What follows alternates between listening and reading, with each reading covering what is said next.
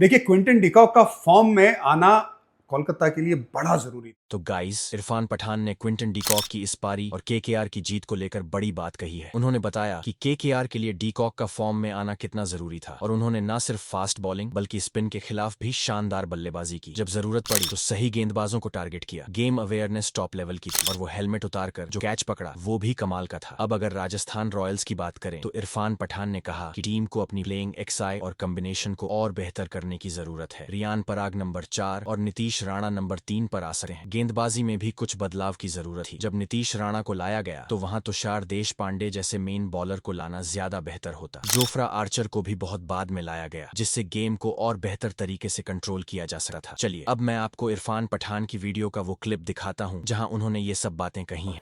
देखिए, Quinton de Kock का form में आना कोलकाता के लिए बड़ा ज़रूरी था और वो आज देखने को मिला। बहुत अच्छी बल्लेबाजी की, फास्ट बॉलिंग के सामने अच्छा खेलते ही, लेकिन जिस तरह से स्पिन के सामने भी उन्होंने बल्लेबाजी की, जब वक्त आया तो सही गेंदबाजों को टारगेट भी किया। विकेट गिरी थी एक बार, अजिंक्य रहाणे आउट हुए थे, उसके बाद रेयान पराग अगली ओवर डालने आए, छक्का मार दिया।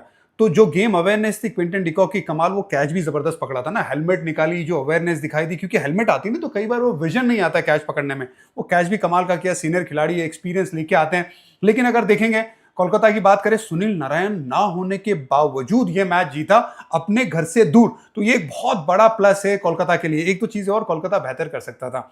देखिए, सुनील नारायण नहीं है ना तो अजिंक्य रहाणे ओपन कर सकते थे। मोइन अली फास्ट बॉलिंग के सामने वो बाउंसर आता है ना तो थोड़ा सा उनको मेहनत करनी पड़ती है। स्पिन के सामने उनका बल्ला अच्छा चलता रहता है। अजिंक्य रहाणे पावर प्ले के बाद बल्लेबाजी करते, स्पिन के सामने पहले आते तो उनके लिए थोड़ी मुश्किलात होती है। आज वो देखने मिलता है। मैंने ट्वीट भी किया था उसके बारे में, उनके आउट होने से पहले, और बिल्कुल वैसे ही हुआ कि वो स्पिन के सामने आउट हो गए। ऐसा नहीं था कि बहुत ज्यादा अनकंफर्टेबल नजर है, लेकिन आइडियली रहता है अजिंक्य रहाणे के लिए कि पहले ना तेज गेंदबाजी खेले फिर स्पिन खेले। तो ये एक दो चीजें हैं जिसके बारे में केकेआर आगे ख्याल रख सकता है। लेकिन बहुत अच्छी शुरुआत राजस्थान रॉयल्स। मुझे लग रहा है वो टीम कॉम्बिनेशन, प्लेइंग 11, वो सारी चीजें ना उनको और बेहतर करने की जरूरत है। रेयान पराग नंबर 4 पे आ सकते हैं, नीतीश राणा नंबर 3 पे आ सकते हैं।